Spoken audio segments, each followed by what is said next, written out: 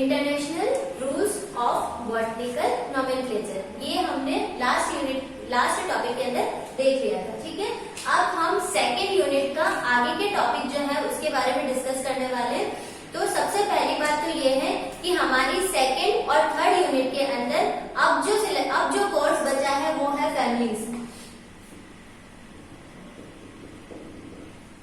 ठीक है, मैंने आपको पहले ही जब टेक्सोनॉमी कैटेगरीज बताई थी तब मैंने आपको बताया था कि हमको अब फैमिलीज के बारे में आगे डिटेल में पढ़ना है। ठीक है, तो अब हमारा जो यूनिट सेकंड था उसमें एक टॉपिक तो हो गया नोमेनक्लेचर वाला, अब इसके अलावा जितनी भी चीजें हैं वो क्या है, फैमिलीज है। ठीक है, तो यूनिट सेकंड और यूनिट थर्ड की मिला के हमको पढ़नी है टोटल 23 फैमिली। ठीक है, 23 फैमिली जो है टोटल वो हमको पढ़नी है।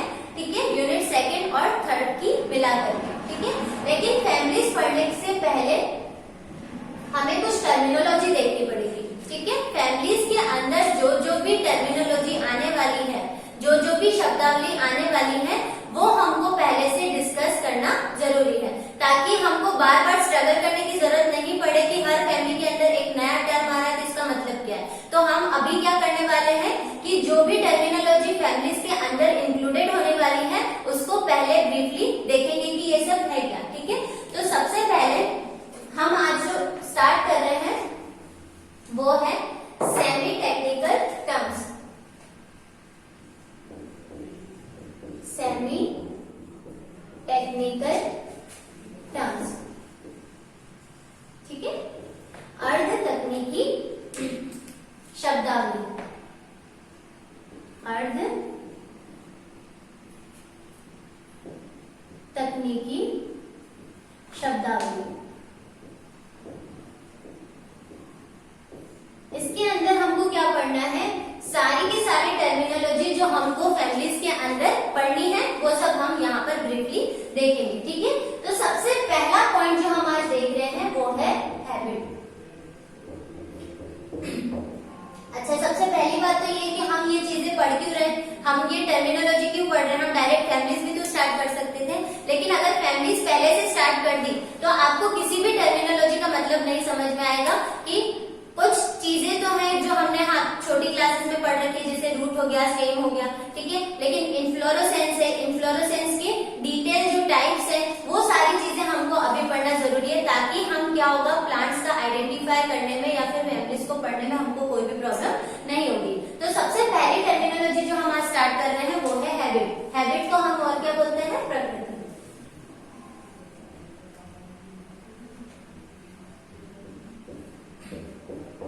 कि पादप की प्रकृति कैसी है। प्रकृति का मतलब या तो प्लांट एक वर्षीय होगा, या तो द्विवर्षीय होगा, या फिर बहुवर्षीय होगा। ठीक है, सबसे पहले तो आते हैं कौन से प्लांट्स, एनुअल प्लांट्स। ठीक है, फिर आते हैं हमारे पास में बायएनुअल प्लांट्स, और थर्ड आते हैं हमारे पास में पेरेनियल प्लांट्स। ठीक है, एनुअल, बायएनुअल और पेरेनियल प्लांट्स। ठीक है, इसको हम हिंदी में क्या बोलते हैं, एक वर्षीय पादप। ठीक है, ये हमारे हैं द्विवर्षीय। ठीक है, और ये हमारे हैं बहुवर्षीय पादप। ठीक है, तो सबसे पहले एनुअल प्लांट्स कौन से होते हैं, ऐसे पादप, ऐसे पौधे जो अपना जीवन चक्र एक साल में या एक सीजन में पूरा करते हैं। ठीक है, जो अपनी लाइफ साइकिल को कितने साल में कंप्लीट करते हैं, 1 ईयर, 1 स्पेसिफिक ईयर, या फिर एक स्पेसिफिक ऋतु या सीजन में अपनी लाइफ साइकिल जो है वो कंप्लीट करते हैं। कौन से होते हैं ऐसे प्लांट्स, तो हमने देखा है कि गेहूं, हमारे जितनी भी क्रॉप्स हैं, हमारी जितनी भी फसल है, ठीक है, जैसे कि वीट हो गया, वीट मतलब गेहूं है ना, सरसों हो गया, तो ये सारी चीजें जो है वो हमारी किसके अंदर आएगी, एनुअल प्लांट्स के अंदर, एक वर्षीय पादप के अंदर। देन हमारा आता है द्विवर्षीय पादप, बायएनुअल प्लांट्स, ऐसे प्लांट्स जो अपनी लाइफ साइकिल को कितने टाइम में पूरा करते हैं, 2 वर्ष, या फिर हम बोल सकते हैं 2 स्पेसिफिक सीजन में। ठीक है, 2 सीजन। अब ये 2 सीजन में हम इनकी लाइफ साइकिल कंप्लीट कर रहे हैं, तो पहली बात तो ये कि पहले सीजन के अंदर, ये पहले ईयर के अंदर क्या करेंगे और सेकेंड ईयर के अंदर क्या करेंगे।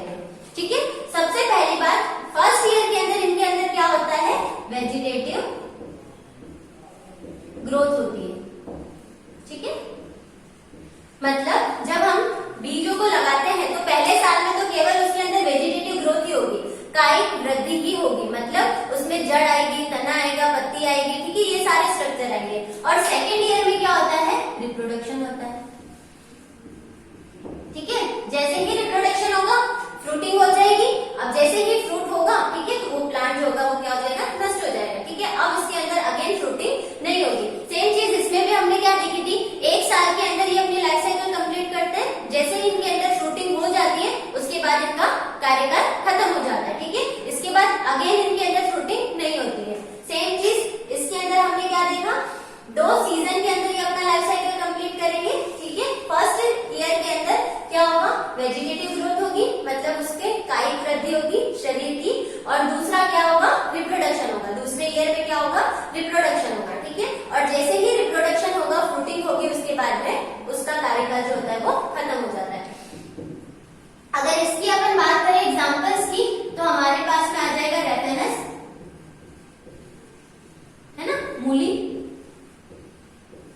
या डॉकस कैरोटा। डॉकस कैरोटा किसका साइंटिफिक नेम है, गाजर का, ठीक है। तो मूली और गाजर जो है वो हमारे किसके अंदर आ जाएंगे, बाइएनियल प्लांट्स के अंदर। अब थर्ड आता है पेरेनियल। पेरेनियल का मतलब सीधा सीधा है बहुवर्षीय पादप, जो अपनी लाइफ साइकिल जो है वो कई वर्षों में पूरी करते हैं, ठीक है, जिनके अंदर कई वर्षों तक फ्रूटिंग की प्रोसेस जो है वो चलती रहती है। तो ऐसे प्लांट्स को हम क्या बोलते हैं, पेरेनियल प्लांट्स, बहुवर्षीय पादप, जिसमें हमारे सारे ट्रीज आ जाएंगे, ठीक है। जैसे हमारा मैंगो हो गया, है ना, नीम हो गया, तो ये सारी चीजें हमारी किसके अंदर आ जाएगी, बहुवर्षीय पादप के अंदर, ठीक है, जिनके अंदर फ्रूटिंग की जो प्रोसेस है वो कंटिन्यूअसली चलती रहती है, और जो पादप अपनी लाइफ साइकिल जो है वो फर्दर बहुत सारे इयर्स में पूरी कंप्लीट करते हैं, ठीक है। इसके अलावा अगर हम हैबिट की बात करें तो और क्या आता है हैबिट के अंदर, तो हमने सुना है हर्ब, श्रब और ट्री एंड ट्री, ये टर्मिनोलॉजी भी हमने सुन रखी है ना, वृक्ष, है ना, हर्ब, श्रब्स और ट्री, ठीक है। सबसे पहले शाख, शुभ और वृक्ष, ठीक है। हर्ब्स क्या होते हैं, जो छोटे प्लांट्स होते हैं, ठीक है, जिनका भूमि के ऊपर वाला हिस्सा जो होता है, ऐसे प्लांट्स जिनकी भूमि के ऊपर वाला हिस्सा जो होता है वो चिरस्थायी नहीं होता है, वो स्थायी नहीं होता है, ठीक है। मतलब थोड़ी सी भी तेज हवा आ गई तो वो जो होगा वो जड़ सहित निकल सकता है आराम से, ठीक है। ऐसे पौधों को हम क्या बोलते हैं, हर्ब बोलते हैं। देन आता है श्रब, ठीक है। श्रब मतलब शाख, ये तो शाख हो गई, ये शुभ होता है, ठीक है। श्रब क्या होते हैं, जिनकी लंबाई जो होती है वो ऑलमोस्ट 9 मीटर के आसपास होती है, मतलब इन दोनों के बीच का, ये तो काफी छोटे प्लांट्स हो गए। और वृक्ष, ट्रीज तो क्या होती है, मतलब वृक्ष होते हैं, ठीक है, ये तो काफी बड़े होते हैं। तो इन दोनों के बीच का है, मतलब जिसकी लंबाई ऑलमोस्ट कितनी होगी, 9 मीटर या उससे कम होगी, ठीक है। उसके बाद हमारे पास में आते हैं ट्रीज। तो पेड़ क्या होते हैं, वृक्ष क्या होते हैं, ठीक है, जिनका तना जो होता है वो मोटा होता है, बेलनाकार होता है, कठोर होता है, उसको हम क्या बोलते हैं, ट्री बोलते हैं, ठीक है। तो हमारे पास में हैबिट के अंदर, प्रकृति के अंदर ये सारी टर्मिनोलॉजी जो है वो बार बार रिपीट होने वाली है। जैसे सबसे पहला एनुअल, देन बाइएनुअल और फिर पेरेनियल, ठीक है, जिनकी लाइफ साइकिल एक साल में या एक स्पेसिफिक सीजन के अंदर कंप्लीट होती है, जिसका एग्जांपल क्या है, वीट और ब्रेसिका, गेहूं और सरसों। देन द्विवर्षीय पादप, जिनका लाइफ साइकिल जो है वो 2 ईयर में कंप्लीट होती है या 2 स्पेसिफिक सीजन में कंप्लीट होती है, ठीक है। पहले ईयर के अंदर इसमें क्या होता है, वेजिटेटिव ग्रोथ होती है, मतलब इसकी कायिक भागों की, है ना, जैसे जड़ है, तना है, पत्ती है, फ्लावर है, पुष्प, ये सारे पार्ट जो होंगे वो पहले ईयर के अंदर डेवलप होंगे। और सेकेंड ईयर के अंदर क्या होगा, इनके अंदर रिप्रोडक्शन होगा, और जैसे ही रिप्रोडक्शन के बाद में फ्रूटिंग होगी, फल बनेंगे, उसके बाद में ये प्लांट जो होंगे उनका लाइफ साइकिल कंप्लीट हो जाता है, मतलब अगेन इसके अंदर जो है वो फ्रूट नहीं लगता है। एग्जाम्पल हमारे पास में आ जाएगा रेफेनस और डॉकस कैरोटा, ठीक है, मूली और गाजर। देन हमारे पास में पेरेनियल प्लांट्स आ गए, मतलब जितने भी ट्रीज हैं, ठीक है, जो अपनी लाइफ साइकिल कई वर्षों में पूरी करते हैं। एग्जाम्पल मैंगो, नीम, ये सारे जितने भी ट्रीज बड़े बड़े हैं वो सारे। इसके अलावा हर्ब्स, श्रब्स और ट्रीज की हमने बात कर ली, जिनकी भूमि के ऊपर वाला हिस्सा चिरस्थायी नहीं होता है, मतलब थोड़ी सी भी तेज हवा आने से वो आराम से निकल सकता है,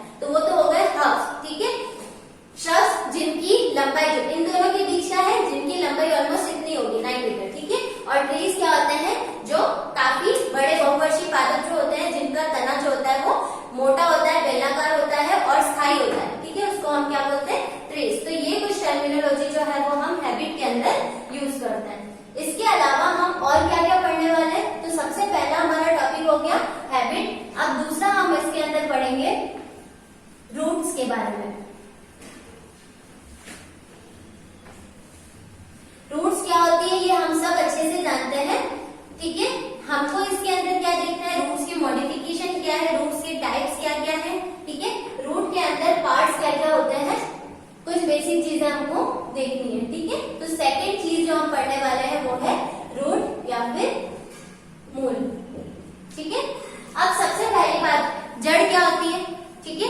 जड़ पादप का या पौधे का ऐसा भाग होता है जो कि क्या करता है, मिट्टी में से, है ना, या जहां पर हमने उसको बोया है मिट्टी में से क्या करेगा, पानी और लवण का अवशोषण करता है और पादप के अन्य भागों तक पहुंचाता है। ठीक है, मतलब इसका मेन काम क्या हो गया, एब्जॉर्प्शन, अवशोषण। ठीक है, मेन काम क्या हो गया, एब्जॉर्प्शन या फिर अवशोषण। मतलब पादप का एक ऐसा भाग जिसके अंदर जो क्या काम करता है, अवशोषण करने का काम करता है। भूमि से जल और खनिज लवणों का, मिनरल्स का क्या करता है, अवशोषण करता है और पादप के अन्य भागों तक पहुंचाता है। और रूट जो होती है वो धनात्मक गुरुत्वानुवर्ती होती है। मतलब जो जड़ें हैं वो हमेशा गुरुत्वाकर्षण की दिशा में वृद्धि करती है। ठीक है, अब रूट का जो निर्माण होता है वो कैसे होता है, तो कल मैंने आपको डाइकोट और मोनोकोट के बारे में कुछ बताया था। डाइकोट और मोनोकोट,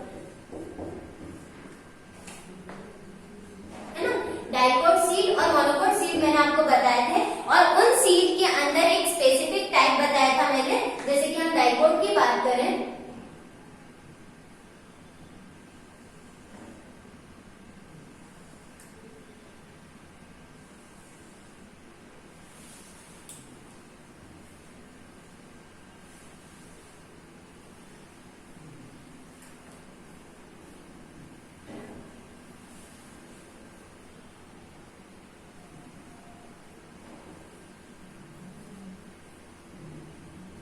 डाइकोट सीड के अंदर हमारे पास में दो कोटिलिडन्स होते हैं। और इसके अलावा मेन पार्ट क्या होता है कि कभी भी हम बीज को क्या करते हैं, बीज को बोते हैं, बीज को उगाते हैं तो हमारे पास में नया प्लांट डेवलप होता है। क्यों, क्योंकि इसके पास में दो पार्ट्स होते हैं। कौन कौन से, प्यूम्यूल्स और रेडिकल्स, है ना। कोटिलिडन्स तो है ही, डाइकोट है तो दो कोटिलिडन्स है। अगर मैंने मोनोकोट का भी आपको बताया था कि मोनोकोट में अगर हम मेज का डायग्राम देखते हैं तो मेज के डायग्राम के अंदर हमको क्या देखने को मिलता है कि यहाँ पर कोटिलिडन्स का नंबर जो होता है वो केवल एक होता है ना। कोटिलिडन्स का नंबर जो होता है वो केवल एक होता है। और यहाँ पर जो हमारे पास में प्यूम्यूल और रेडिकल होते हैं वो कहाँ पर प्रेजेंट होते हैं, बेस वाले पार्ट में। जैसे कि ये तो हो गया प्यूम्यूल और ये हो गया हमारा रेडिकल। ठीक है, और यहाँ पर रेडिकल कैप प्रेजेंट होती है, इसके अलावा स्प्यूटेलम प्रेजेंट होता है। ये सारी चीजें मैं देख ली थी। तो मैं क्या बताना चाह रही हूँ कि दोनों सीड के अंदर आप देख सकते हो प्यूम्यूल और रेडिकल प्रेजेंट है, प्यूम्यूल और रेडिकल प्रेजेंट है। और मैंने कल भी बताया था कि प्यूम्यूल जो होता है ना, प्यूम्यूल वाले भाग से किसका निर्माण होता है, शूट का। और रेडिकल वाले भाग से किसका निर्माण होता है, रूट का, है ना। बीज के दो भाग होते हैं मेनली, रेडिकल और प्यूम्यूल। प्यूम्यूल वाले भाग से किसका निर्माण होता है, शूट का। और रेडिकल वाले भाग से किसका निर्माण होता है, रूट का। तो हम क्या देख रहे हैं कि रूट का निर्माण जो होता है वो कौन से वाले भाग से होगा, रेडिकल वाले भाग से, है ना। जब रेडिकल वाला भाग विकसित होगा, इलोंगेशन होगा, है ना, by the elongation of radical, मतलब रेडिकल वाले भाग के बढ़ने से ही किसका निर्माण होता है, रूट का निर्माण होता है। अब जनरली हमने देखा है कि रूट का जो स्ट्रक्चर होता है वो किस टाइप से होता है, रूट के स्ट्रक्चर में कौन कौन से पार्ट्स होते हैं।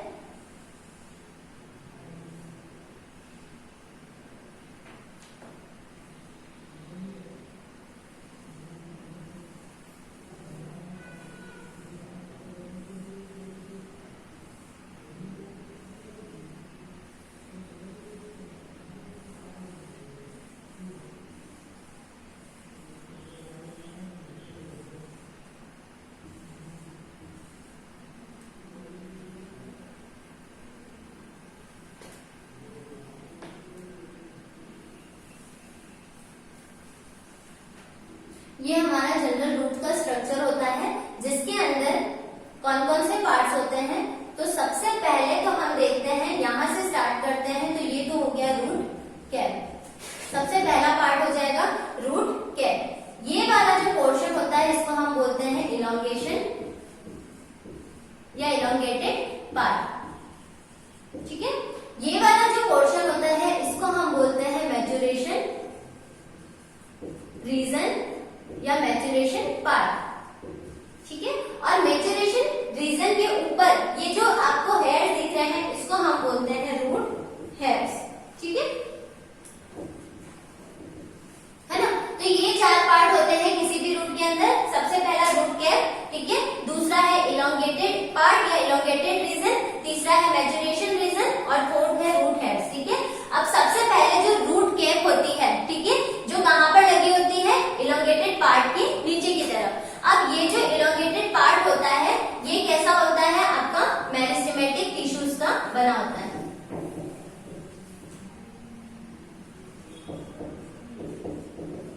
ना।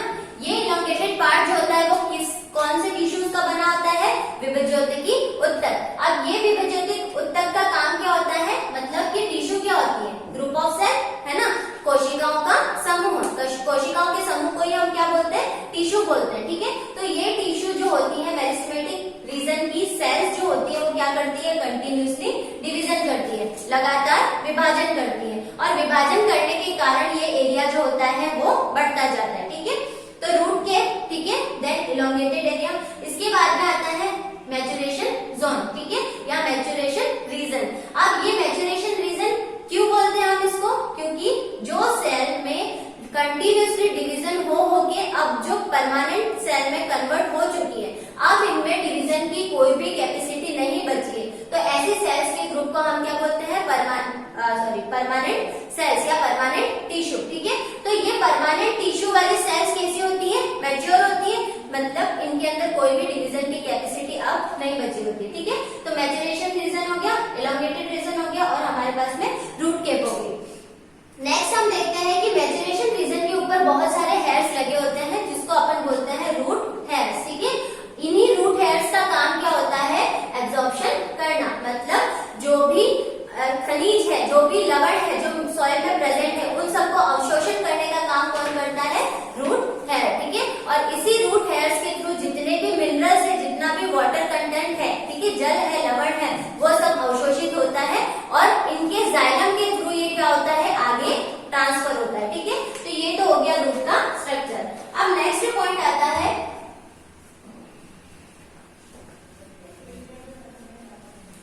रूट के टाइप्स ऑफ रूट।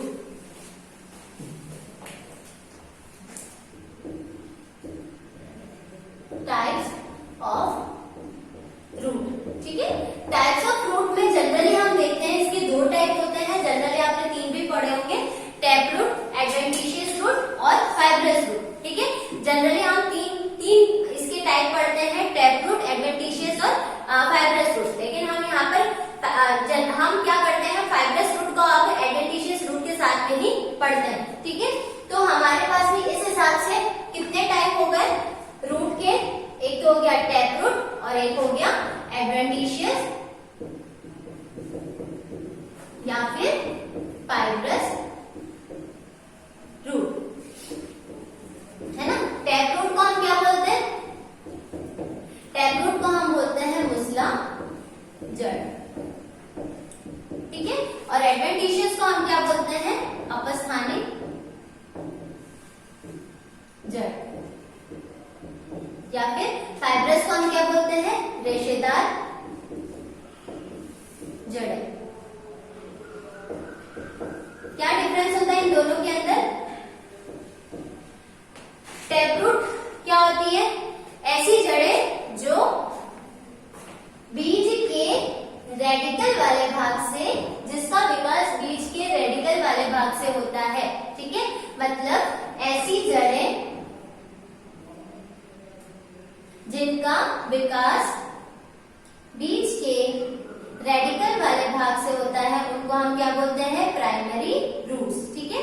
इन्हीं प्राइमरी रूट्स से क्या बनती हैं, आगे जाके लेटरल, मतलब सेकेंडरी और टर्शियरी रूट्स। तो जैसे कि हम यहाँ पर देख सकते हैं कि ये सॉइल वाला पार्ट हो गया, ठीक है। अब सॉइल वाले पार्ट से सबसे पहले रेडिकल से बनने वाला, बीज के मूलांकुर से बनने वाली जड़ को हमने क्या बोल दिया, प्राइमरी रूट, है ना। इस प्राइमरी रूट के अब साइड में बहुत सारी टाइप की हमको क्या देखने को मिलेगी, अलग अलग ब्रांचेस, किसकी, रूट्स की देखने को मिलेगी। तो ये वाली रूट को तो हमने बोल दिया प्राइमरी रूट, ठीक है। अब प्राइमरी रूट के लेटरल वाली जो रूट है उसको हम बोलते हैं सेकेंडरी रूट, और सेकेंडरी रूट पर लगने वाले रूट्स को हम बोलते हैं टर्शियरी रूट। तो इस हिसाब से इस टाइप का अगर अरेंजमेंट है, मतलब प्राइमरी रूट पहले बन रही है, प्राइमरी पर सेकेंडरी, सेकेंडरी पर टर्शियरी रूट्स, ठीक है। तो इस टाइप के रूट सिस्टम को हम क्या बोलते हैं, टैप रूट सिस्टम, ठीक है। टैप रूट सिस्टम जो है वो किसमें प्रेजेंट होता है, कल भी हमने बात की थी डाइकोट प्लांट्स के अंदर, ठीक है। डाइकोट प्लांट्स के अंदर जो है वो टैप रूट सिस्टम जो है हमारा वो प्रेजेंट होता है। अब हम बात करते हैं एडवेंटिशियस रूट किसको बोलते हैं, फाइब्रस रूट किसको बोलते हैं। अब मैंने क्या बताया कि जब रेडिकल वाले भाग से जो प्राथमिक जड़ निकलती है तो वो टैप रूट हो जाएगा, लेकिन अगर जड़ों का निर्माण, अगर जड़ का निर्माण जो है वो रेडिकल वाले भाग के अलावा, रेडिकल वाले भाग के अलावा पादप के किसी भी भाग से हो जाए, पादप के किसी भी भाग से हो जाए, ठीक है। तो ऐसी जड़ों को हम क्या बोलते हैं, एडवेंटिशियस रूट, है ना। प्लांट के किसी भी पार्ट से अगर रूट का फॉर्मेशन हो रहा है तो हम उसको क्या बोलते हैं, एडवेंटिशियस या अपस्थानिक जड़। हमने देखा है बरगद का पेड़, ठीक है। अब बरगद के पेड़ में जो जड़ें लगती हैं वो हमने कहाँ देखी है, तने की शाखाओं पर, ठीक है। इस टाइप का जो अरेंजमेंट होता है, ठीक है। अगर ये हमारा ट्री है, ठीक है, बैनियन ट्री जिसको अपन बोलते हैं, ठीक है। तो यहाँ पर आपने देखा होगा कि इस टाइप की लंबी लंबी जो ब्रांच, ये लंबी लंबी जो शाखाएं हैं वो भूमि तक आ जाती हुई हमको देखने को मिलती है, ठीक है। अब ये शाखाएं जो होती हैं ये रेडिकल वाले भाग से निकली है, नहीं, ठीक है। ये रेडिकल वाले भाग से नहीं निकली है, मतलब ये किसी और भाग से निकली है, ठीक है। तो ऐसी शाखाएं, है ना, जो रेडिकल वाले पार्ट के अलावा किसी अदर पार्ट से, पादप के किसी अन्य भाग से बन रही है तो उसको हम क्या बोलते हैं, एडवेंटिशियस रूट, ठीक है। क्या बोलते हैं, एडवेंटिशियस रूट। फॉर एग्जांपल हम देखते हैं, इसका तो हमने एग्जांपल क्या देखा, डाइकोट रूट्स, ठीक है। अगर हम इसका एग्जांपल देखें तो ये हो गया पहला बैनियन ट्री, ठीक है। इसके अलावा एक एग्जांपल और है जिसके अंदर पत्ती के ऊपर लीफ से किसका निर्माण हो रहा है, लीफ से निर्माण हो रहा है आपकी रूट्स का, जो है आपकी ब्रायोफिलम, ठीक है। ब्रायोफिलम में आपने देखा होगा कि लीफ होती है और लीफ के ऊपर आपका क्या होता है, बीच बीच में से आपका क्या निकलता है, जड़ें निकलती है, ठीक है। तो इस टाइप की जड़ों को हम क्या बोलते हैं, एडवेंटिशियस रूट। अब थर्ड टाइप जो आता है हमारे पास में वो है फाइब्रस रूट, जिसको हम एडवेंटिशियस के साथ में ही रखकर पढ़ते हैं। तो एडवेंटिशियस रूट जो होती है, फाइब्रस रूट जो होती है वो क्या होती है, जिसके अंदर आपकी प्राथमिक जड़ तो होती है लेकिन वो अल्प विकसित होती है ना। प्राइमरी, जब प्राथमिक जड़ अल्प विकसित हो, है ना, प्राथमिक जड़ का पूरा विकास नहीं होता है और लगने वाली सारी जो जड़ें होंगी हमारी, है ना, मतलब तने के आधारी भाग से जितनी भी जड़ें निकलती हैं वो कैसी हो, समान लंबाई की। तने के आधारी भाग से निकलने वाली सभी जड़ें कैसी हो, समान लंबाई की हो। तो ऐसी जड़ों को हम क्या बोलते हैं, फाइब्रस रूट, ठीक है। तीन टाइप या दो टाइप हमने देख लिया, टैप रूट, एडवेंटिशियस रूट और फाइब्रस रूट, ठीक है। सबसे पहला टाइप हमने जो देखा टैप रूट, मतलब रेडिकल वाले भाग से पहले प्राथमिक जड़ निकलेगी, देन सेकेंडरी और देन टर्शियरी। एडवेंटिशियस में हमने क्या देखा, रेडिकल के अलावा किसी भाग से पादप का या जड़ का निर्माण हो रहा है। बैम्बू, बैनियन ट्री देख लिया, और ब्रायोफिलम, ठीक है। ब्रायोफिलम में पत्ती से होता है, बैनियन ट्री जो होता है उसके अंदर किससे होता है, शाखाओं से होता है, तने की, ठीक है। और हमारे पास में तीसरा जो टाइप था फाइब्रस रूट का, जिसके अंदर हमने क्या देखा था कि प्राथमिक जड़ जो होती है उसकी लंबाई जो होती है, प्राथमिक जड़ जो होती है वो अल्प विकसित होती है और तने के आधारी भाग से जितनी भी जड़ें निकलेगी वो कैसी होगी, समान लंबाई की होगी। तो ये हमारे टाइप्स ऑफ रूट हो गया। अब इसके अलावा हमारे पास में इसके मॉडिफिकेशन भी आते हैं। मॉडिफिकेशन का मतलब क्या होता है, रूपांतरण, है ना। मॉडिफिकेशन या फिर रूपांतरण की बात करें, टैप रूट या फिर एडवेंटिशियस, जैसे कि ये बैनियन ट्री है, इस भाग से निकलती है उसको हम क्रॉप रूट बोलते हैं। ठीक है, क्रॉप रूट का मतलब क्या होता है? सहारा प्रदान करने वाली जड़ें। क्या होता है? सहारा प्रदान करने वाली जड़ों को हम क्या बोलते हैं? Crop root. ठीक है, क्रॉप रूट क्या करती है? ये जो जड़ें तने के आधारी भाग से निकलती हैं, ये मेन जो हमारा भूमि वाला हिस्सा है वहां तक आ जाती है, इतनी लंबी हो जाती है, और वहां पर जाने के बाद में क्या करती है? पादप को एक स्थायित्व प्रदान करती है, प्लांट को क्या करती है? सहारा देती है। ठीक है, तो ये हमारी जड़ें हो गई। अब नेक्स्ट टॉपिक, नेक्स्ट पॉइंट जो हम आज पढ़ने वाले हैं वो है स्टेम। स्टेम सबको पता है क्या होता है। ठीक है, अब मैंने क्या बताया आपको कि रेडिकल वाले भाग से अगर जड़ों का निर्माण हो रहा है तो प्यूमिल वाले भाग से किसका निर्माण होगा? स्टेम का। ठीक है, तो थर्ड पॉइंट हमारा आता है स्टेम मतलब तना। ठीक है, तो इसका जो निर्माण होता है वो किसके इलोंगेशन होता है? किसके इलोंगेशन से होता है? तो फॉर्मेशन लिखते हैं हम। ठीक है, बाय इलोंगेशन ऑफ प्यूम्यूल। ठीक है, इलोंगेशन ऑफ प्यूम्यूल। बीज जब बीजांकुरण होता है, बीज का अंकुरण होता है, तो उसके प्रांकुर वाले भाग से तने का निर्माण होता है। ठीक है, अब तने के पास में हमारे पास में तने के कितने भाग होते हैं? कितने पार्ट्स होते हैं तने में? तो 2 पार्ट्स होते हैं। जनरली हम देखते हैं इस टाइप से, है ना। जो नोड, ये जो गिठान वाला हिस्सा होता है इसको तो हम बोलते हैं नोड। इस वाले हिस्से को हम क्या बोलते हैं? नोड। ठीक है, ये भी क्या हो गया? नोड। और 2 नोड्स के बीच का जो हिस्सा होता है, 2 नोड्स के बीच का जो पोर्शन होता है, इसको हम क्या बोलते हैं? Inter node. ठीक है, हिंदी में इसको बोलते हैं पर्व और इसको बोलते हैं पर्व संधि। ठीक है, पर्व और पर्व संधि। ठीक है, अब तने का जो नोड वाला पोर्शन होता है, इसी नोड वाले पोर्शन से क्या होगा? डिफरेंट जो ब्रांचेस हैं, तने की जो शाखाएं होती हैं वो, इसके अलावा शाखाओं पर क्या लगा होगा? लीव्स। ठीक है, या फिर हम क्या बोल सकते हैं? फ्लावर्स। ये सारी चीजें जो होती हैं वो कौन से वाले पोर्शन पर लगी होती है? नोड वाले पोर्शन पर। ठीक है, तो नोड वाले पोर्शन, अगर हमने तने के बारे में देखा कि तने का जो निर्माण होता है, फॉर्मेशन होता है, वो किससे होता है? प्यूमिल के इलोंगेशन से होता है, और इसके पास में 2 भाग होते हैं, नोड और इंटरनोड। ठीक है, नोड वाले पार्ट्स में क्या होता है? ब्रांचेस लगती हैं, तने की डिफरेंट जो शाखा होती है वो लगती है, और वहीं पर वहीं की जो मेरिस्टेमेटिक सेल होती है ना, तने की ही मेरिस्टेमेटिक सेल से आपका क्या बनता है? लीफ बनती है और फ्लावर्स बनता है। ये कंटिन्यूअसली डिवाइड करके क्या बनाती है? लीव्स और फ्लावर्स बनाती है। ठीक है, अगर हम इसके टाइप्स की बात करें या मॉडिफिकेशन की बात करें तो ये 3 टाइप का होता है।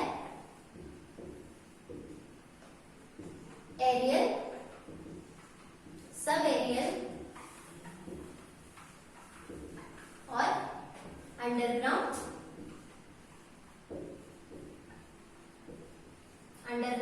स्टेम। ठीक है, एरियल पार्ट को हम क्या बोलते हैं? एरियल पार्ट को हम बोलते हैं वायवीय तना। ठीक है, वायवीय तना। ठीक है, ये आपका अर्धवायवीय तना, और ये हमारा आ जाएगा भूमिगत तना। ठीक है, तो सबसे पहले एरियल स्टेम जो होता है वो क्या होता है? ऐसा तना जिसका पूरा के पूरा भाग, मतलब पूरा के पूरा तना जो है वो भूमि के ऊपर होगा। ठीक है, भूमि के ऊपर, मतलब सारा के सारा, अगर ये रूट्स है तो ये सारा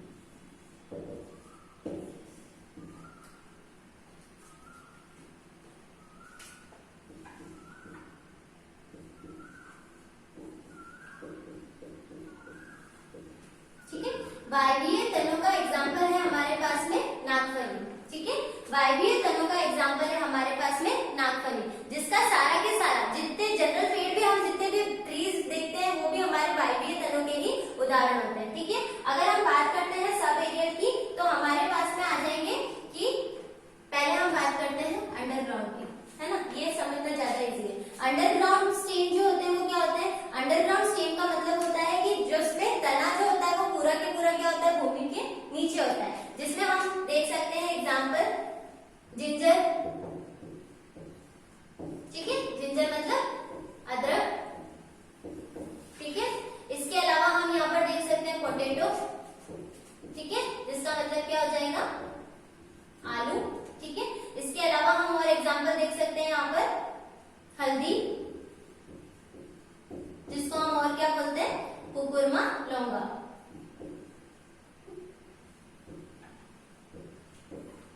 ठीक है, तो अंडरग्राउंड स्टेम मतलब ऐसे तना जो पूरा के पूरा भूमि के अंदर लगता है, और ये जो है ना, ये इनका जो मॉडिफिकेशन है वो किसके लिए होता है? फूड स्टोरेज के लिए। मैंने आपको क्या बताया था कि जितने भी रूट हो गए या फिर स्टेम हो गए, रूट का मॉडिफिकेशन जैसे हमने क्रॉप रूट देखा, तो ये जो मॉडिफिकेशन होता है वो किसके लिए होता है? किसी स्पेसिफिक कार्य को करने के लिए। ठीक है, किसी स्पेसिफिक कार्य को करने के लिए इनमें क्या होता है? डिफरेंशिएशन होता है। तो ये मॉडिफिकेशन जो हम देख रहे हैं वो किसके लिए होता है? फूड के स्टोरेज के लिए। ठीक है, अब थर्ड टाइप जो हमको देखना है वो है हमारे पास में सब एरियल। ठीक है, और इसका एग्जाम्पल है हमारा मिंट, है ना, पुदीना।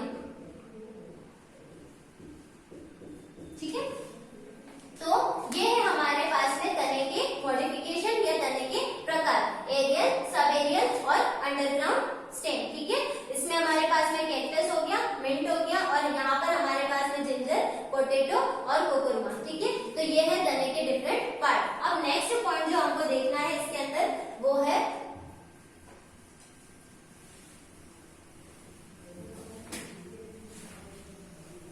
लीफ। ठीक है, अब सबसे पहले हमने क्या देखा इसके अंदर? हैबिट देख लिया इसका। ठीक है, हैबिट के बाद हमने क्या देखा? रूट देखा, रूट के डिफरेंट टाइप्स देखे, मॉडिफिकेशन देखे। अब थर्ड पॉइंट हमने देखा स्टेम। ठीक है, स्टेम के डिफरेंट टाइप्स देख लिए हमने। ठीक है, मॉडिफिकेशन देख लिए। अब तीसरा जो पॉइंट है हमारे पास में, नेक्स्ट जो पॉइंट है हमारे पास में वो है लीफ। ठीक है, लीफ या फिर पर्ल। अभी हमने बात करी कि जो तना होता है, ठीक है, तने के नोड वाला जो पोर्शन होता है, ठीक है, नोड मतलब पर्व संधियों वाला भाग, ठीक है, गिठान वाला भाग, उसी भाग से तने की ब्रांचेस निकलती है और आगे कंटिन्यू उसी में क्या होगा? पत्तियां बनेगी। ठीक है, उसकी जो मेरिस्टेमेटिक सेल्स होती है, इन्हीं मेरिस्टेमेटिक सेल्स में कंटिन्यूअसली डिवीजन होता है और क्या होता है? पत्तियों का निर्माण होता है। ठीक है, अगर हम बात करें इसका काम क्या है, फंक्शन क्या है, तो हम सबको पता है कि लीफ जो होती है उसके पास एक स्पेशल टाइप का सेल ऑर्गेनल प्रेजेंट होता है, जिसको हम बोलते हैं क्लोरोप्लास्ट। ठीक है, लीफ के अंदर एक स्पेशल सेल ऑर्गेनल प्रेजेंट होता है जिसको हम बोलते हैं क्लोरोप्लास्ट, हरित लवक। ठीक है, और इसी क्लोरोप्लास्ट के अंदर डिफरेंट टाइप के पिगमेंट्स जो है वो प्रेजेंट होते हैं। ठीक है, और इन पिगमेंट्स का काम क्या होता है? सूर्य के प्रकाश को अवशोषित करना, मतलब सनलाइट को क्या करना?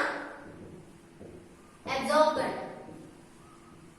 ठीक है, अब क्या होता है कि ये जो पिगमेंट्स होते हैं वो सनलाइट को एब्जॉर्ब करते हैं तथा, ठीक है, सनलाइट को तो एब्जॉर्ब करते हैं, उसके अलावा इनके पास में क्या प्रेजेंट होता है? वाटर प्रेजेंट होता है। कहां से अवशोषित करते हैं? वो जड़ों के थ्रू, मतलब इनके रूट्स के थ्रू भूमि से अवशोषित करते हैं। और वायुमंडल से प्राप्त CO2, है ना, वायुमंडल में जो हमारी CO2 है, इन सब की प्रेजेंस में वो क्या करते हैं? फूड का फॉर्मेशन करते हैं, है ना। तो भोजन के निर्माण की यही प्रक्रिया क्या कहलाती है? फोटोसिंथेसिस। ठीक है, भोजन निर्माण की इसी प्रक्रिया को हम क्या बोलते हैं? फोटोसिंथेसिस। तो फोटोसिंथेसिस करने का सबसे मेन जो काम होता है वो किसके थ्रू होता है? लीव्स के थ्रू होता है। ठीक है, तो मेन काम क्या हो गया इसका? फोटोसिंथेसिस। ठीक है, इसके अलावा डिफरेंट एब्जॉर्प्शन का काम से ये करती है।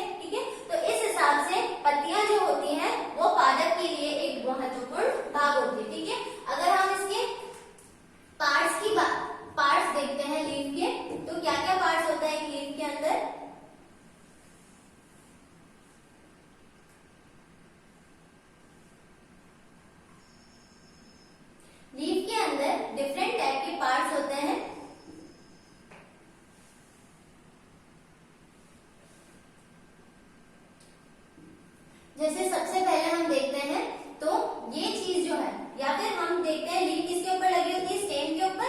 तो ये चीज क्या हो गई, स्टेम, ठीक है। अब स्टेम को लीफ मार्जिन से कनेक्ट करने वाला ये पार्ट क्या कहलाता है, पेटियोल,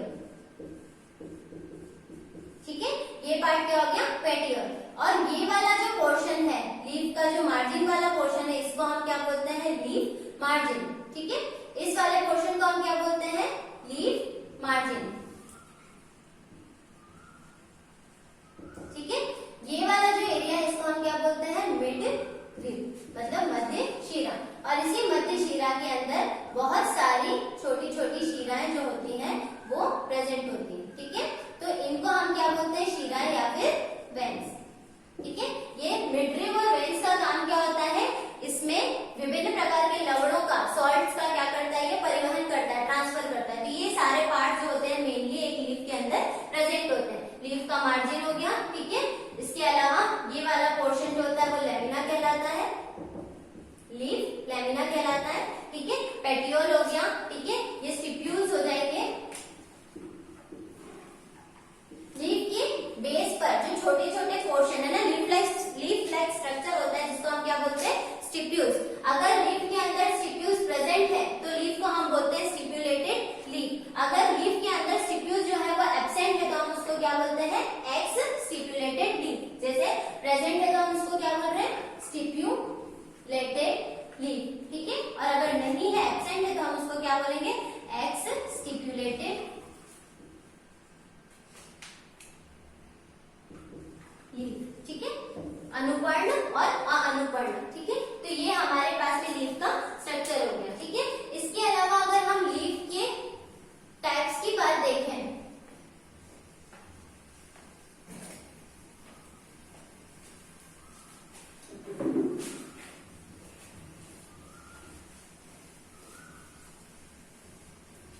तो लीफ के अंदर हमारे पास में डिफरेंट पार्ट्स प्रेजेंट होते हैं, ठीक है। ये तो हमने देख लिया। अब हम लीफ के टाइप्स देखते हैं। मेनली लीफ के दो टाइप होते हैं। सबसे पहला टाइप जो है वो है सिंपल लीफ, ठीक है। और दूसरा जो टाइप है लीफ का वो है कंपाउंड लीफ, ठीक है। सिंपल लीफ को हम क्या बोलते हैं, सरल पर्णे, ठीक है। और कंपाउंड लीफ को हम क्या बोलते हैं, विशिष्ट पर्णे या जटिल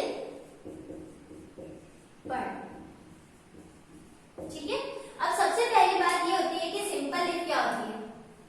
सिंपल लीफ क्या होती है कि ऐसी लीफ जिसके अंदर किसी भी प्रकार का कोई भी कटाव उत्पन्न न हो, ऐसी लीफ को हम क्या बोलते हैं, सिंपल लीफ, ठीक है। मतलब जिसका जो लीफ लेमिना है उसके अंदर किसी भी प्रकार का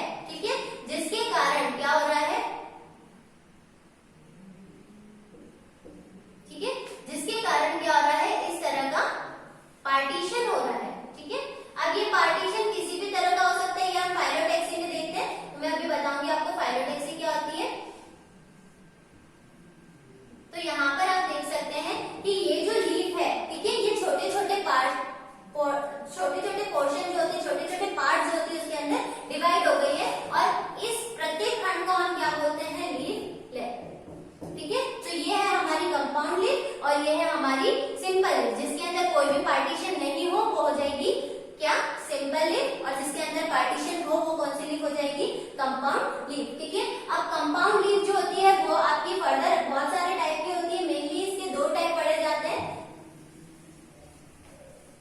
एक तो है पिन्नेटली कंपाउंड, ठीक है, और एक है पाल्मेटली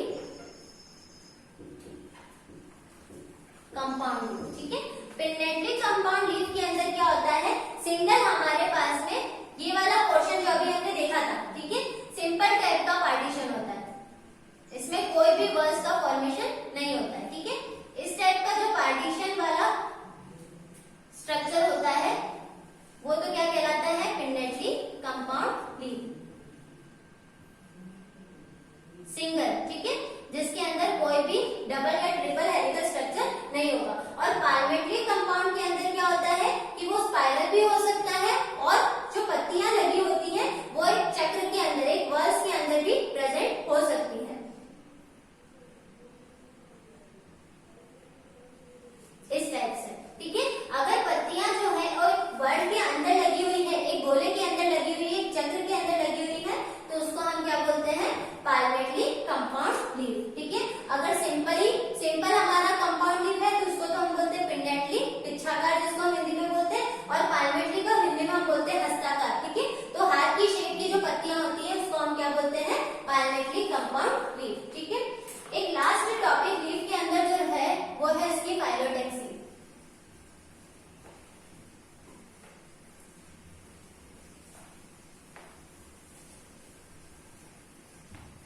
फाइलोटेक्सी क्या होता है, पर्ण का विन्यास। अब पर्ण कहाँ पर लगी हुई होती है, तने पर लगी हुई होती है। ठीक है, लीफ के अंदर ही एक टॉपिक आता है फाइलोटेक्सी, मतलब पर्ण विन्यास। ठीक है, पर्ण विन्यास क्या होता है, लीफ कहाँ पर लगी होती है, तने पर, तो तने पर पर्णों का विन्यास मतलब अरेंजमेंट ऑफ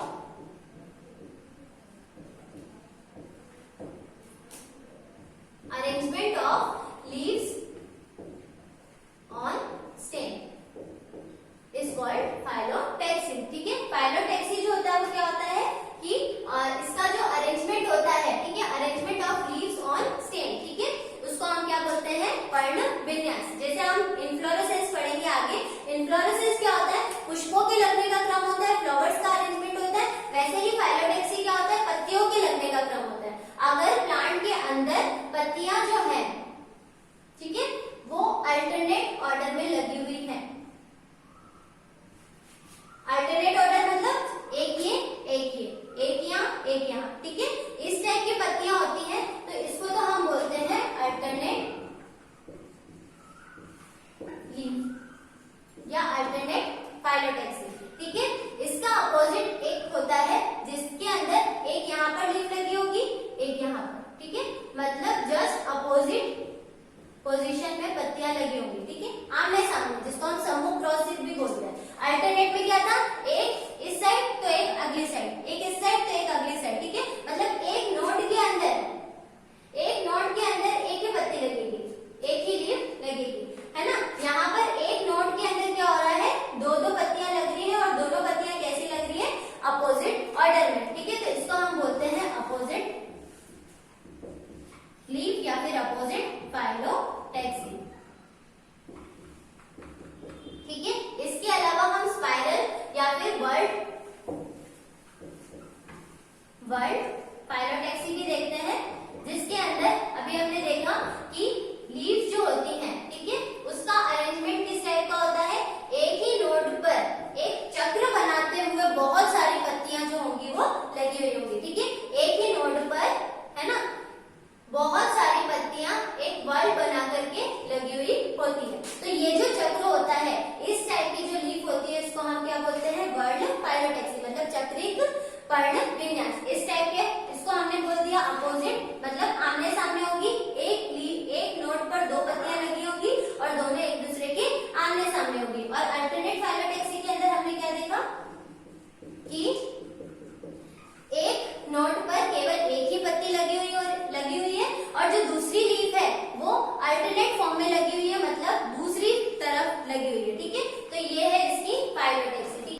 हमारा पीपीटी प्रेजेंटेशन में ये सारी चीजें जो है वो मेंशन कर रखी है। जैसे सबसे पहले एजेंडा की बात करें तो हमने देख लिया आज इंट्रोडक्शन, हैबिट, रूट, स्टेम और लीफ, ठीक है। देन हमने सेमी टेक्निकल टर्म्स क्या होती है वो देख लिया, ठीक है। क्यों जरूरी है सेमी टेक्निकल टर्म्स, तो हमको प्लांट्स को आइडेंटिफाई करने के लिए, ठीक है, प्लांट्स को आइडेंटिफाई करने के लिए हमको क्या करना पड़ता है, टर्मिनोलॉजी को समझना पड़ता है। नेक्स्ट हमने हैबिट में देखा एनुअल प्लांट्स क्या होते हैं, बायएनुअल प्लांट्स क्या होते हैं, पेरेनियल क्या होता है, हर्ब्स, श्रब्स और ट्रीज क्या होते हैं, ठीक है। नेक्स्ट जो टॉपिक है हमारा रूट, उसमें हमने देखा था प्राइमरी रूट क्या होती है, प्राइमरी रूट का जो फॉर्मेशन होता है वो कैसे होता है, ठीक है। प्राइमरी रूट जो होती है वो हमारी कैसे बनती है, तो रेडिकल वाले पार्ट के इलोंगेशन से बनती है, ठीक है। लेटरल रूट्स क्या होती है, तो लेटरल रूट जो होती है वो प्राइमरी रूट के पार्श्व वाले भागों से बनती है, ठीक है। हमने टाइप देखे रूट्स के, टैप रूट और एडवेंटिशियस रूट। टैप रूट क्या होती है, रेडिकल वाले भाग से प्राथमिक जड़ बनेगी और उसके आसपास में क्या बनेगा, द्वितीयक और तृतीयक जड़ें। एडवेंटिशियस रूट्स क्या होती है, तो ये हमने देख लिया कि अगर जड़ों का निर्माण जो है वो रेडिकल वाले भाग के अलावा पादप के किसी भी भाग से हो जाए, ठीक है, तो उसको हम क्या बोलते हैं, एडवेंटिशियस रूट। टैप रूट और एडवेंटिशियस रूट का डायग्राम हमने देख लिया। स्टेम में हमने क्या देखा कि प्यूमिल वाले भाग से जो है वो तने का निर्माण होता है, ठीक है। अब इसमें हमने क्या देखा था, एरियल, सब एरियल और अंडरग्राउंड स्टेम। नेक्स्ट है हमारे पास में लीफ, जिसका ओरिजिन किससे होता है, मेरिस्टेमेटिक सेल से होता है। किसकी मेरिस्टेमेटिक सेल, नोड की, ठीक है। फोटोसिंथेसिस इसका काम होता है, दो टाइप की होती है, सिंपल लीफ और कंपाउंड लीफ, ठीक है। सिंपल लीफ जो है उसके एग्जांपल है मैंगो या फिर मैंगो और पीपल, फाइकस, रिलीजियोसा, ठीक है। फिर कंपाउंड लीफ जो होती है संयुक्त पर्ण, क्या डिफरेंस है दोनों में, सिंपल लीफ के अंदर किसी भी प्रकार का कटाव नहीं होगा, मतलब इसका लेमिला जो होगा वो कंप्लीट होगा।